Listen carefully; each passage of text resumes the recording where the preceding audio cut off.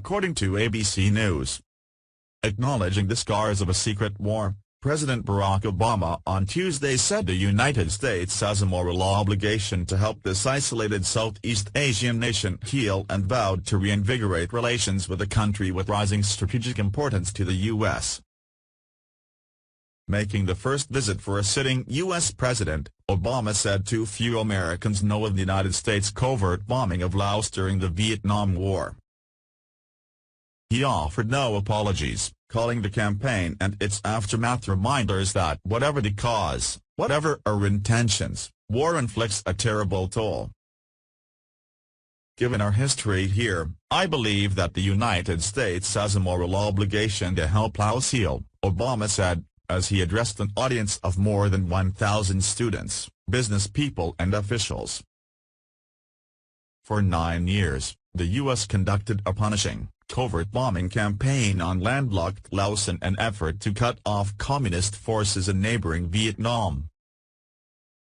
The bombardment dropped more than 2 million tons of ordnance on the small nation, more than we dropped on Germany and Japan, combined, in all of World War II, Obama said.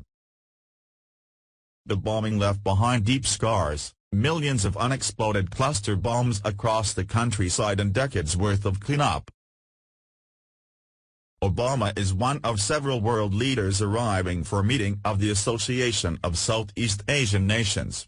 Taking its turn as the chair of the regional forum, the Laos Communist government is seizing a rare moment in the spotlight. For Obama, the visit serves as a capstone to his years-long effort to bolster relations with Southeast Asian countries long overlooked by the United States. The outreach is a core element of Obama's attempt to shift U.S. diplomatic and military resources away from the Middle East and into Asia in order to counter China's dominance in the region and ensure a foothold in growing markets. Obama's project, dubbed his Asia Pivot, has yielded uneven results, as conflict in the Middle East has continued to demand attention and China has bristled at what it views as meddling in its backyard. Obama said America's interest in the Asia-Pacific isn't new and is not a passing fad. The United States is more deeply engaged across the Asia-Pacific than we have been in decades, Obama said.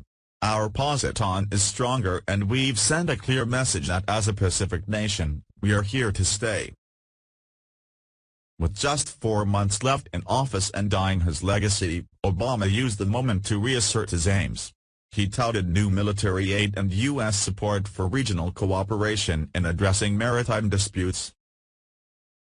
He made a plug for the massive Trans-Pacific Partnership Free Trade Agreement, the policy's central economic component that is now stuck in Congress.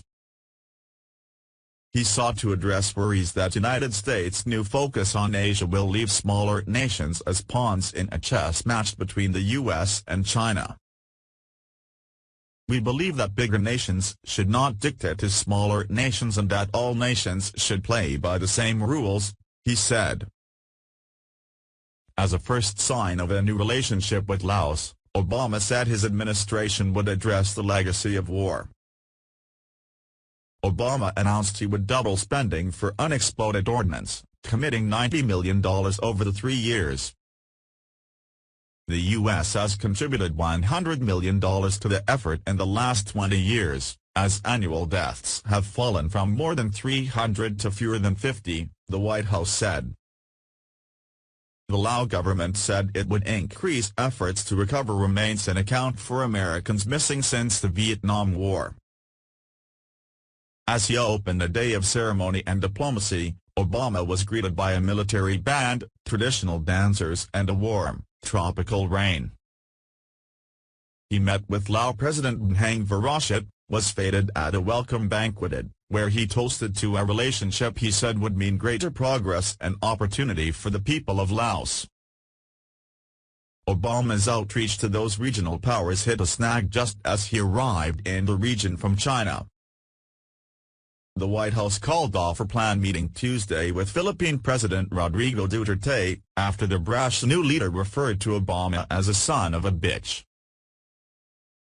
Duterte, who had been expecting Obama to criticize his deadly, extrajudicial crackdown on drug dealers, later said he regretted the personal attack on the president. In a statement read out Tuesday by his spokesman, Duterte said his strong comments to certain questions by a reporter elicited concern and distress. "We look forward to ironing out differences arising out of national priorities and perceptions, and working in mutually responsible ways for both countries," the statement said. Thanks for watching. Do not forget to like, subscribe and share with your friends. Thanks for your support.